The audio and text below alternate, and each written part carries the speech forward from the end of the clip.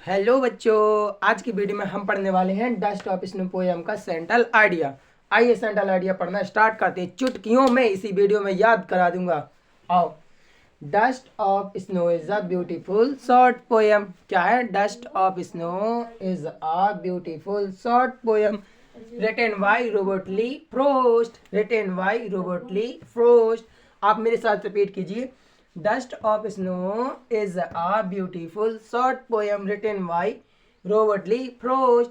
जो हमारी dust of snow वो क्या है? एक ब्यूटीफुल, बहुत ही सुंदर छोटी सी पोयम है जो रिटन बाय किसके द्वारा लिखी गई है? रॉबर्ट ली फ्रोस्ट के द्वारा लिखी गई है। दिस पोयम एक्सप्रेस का मीन है ये पोयम एक्सप्रेस करती है। क्या एक्सप्रेस करती है? Significance of small thing. तो याद करेंगे, this poem express significance of small thing. This poem express significance of small thing and that can change one's mood. That can change one's mood. क्या करती है poem? This poem express the significance small thing that can change one's mood. The poet has mention a crow. इस poem में poet क्या mention करते हैं? एक कौआ को। जैसे आप स्टोरी में मेंशन करते हो इंस्टाग्राम की, ऐसी पोएट ने पहले ही से इंस्टाग्राम चलाते ही उन्होंने पहले ही मेंशन कर दो। The poet has mention a crow. The poet has mention a crow and hemlock tree. Hemlock tree यानी धतूरे का पेड़। And hemlock tree in this poem. And hemlock tree in this poem. The poet has mentioned a crow and hemlock tree in this poem. In this poem. आगे हमारी इस poem में the poet has mention करते हैं एक crow और hemlock tree को इस पूरी पोयम में। The poet describe the dark, depressive and bitter side of nature. The poet describe क्या डिस्क्राइब करते हैं हमारे पोएट? डार्क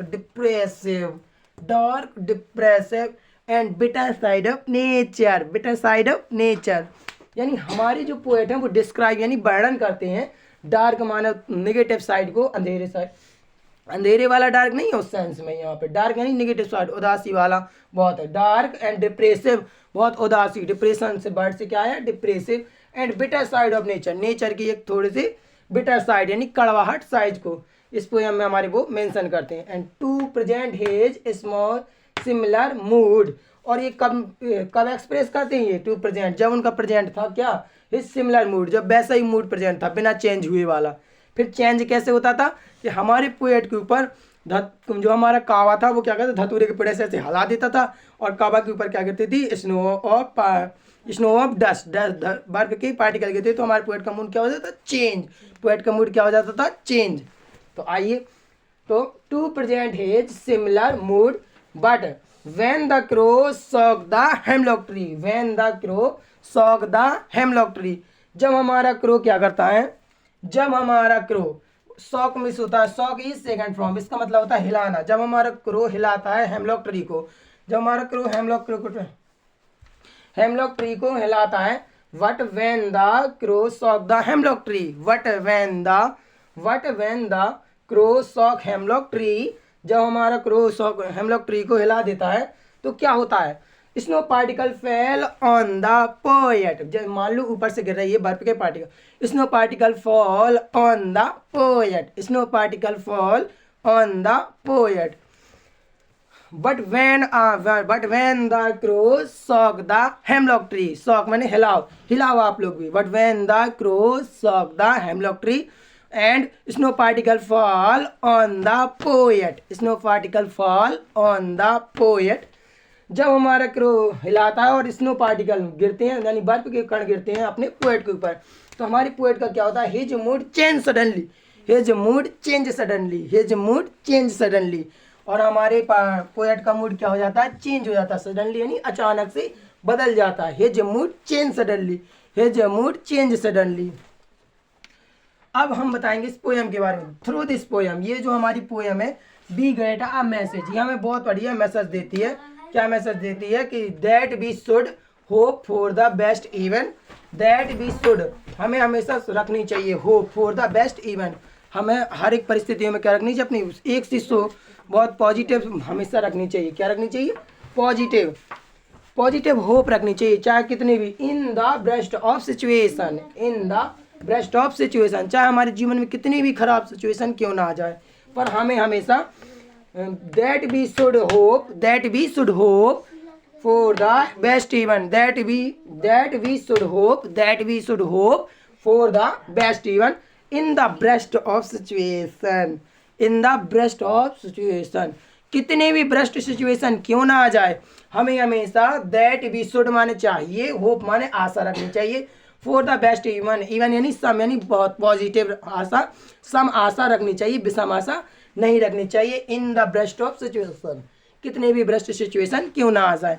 तो चलिए अब 1 मिनट 2 मिनट के अंदर हम पूरी की पूरी पोएम को एक बार में लर्न करने की कोशिश करेंगे और विद एक्टिविटी के साथ।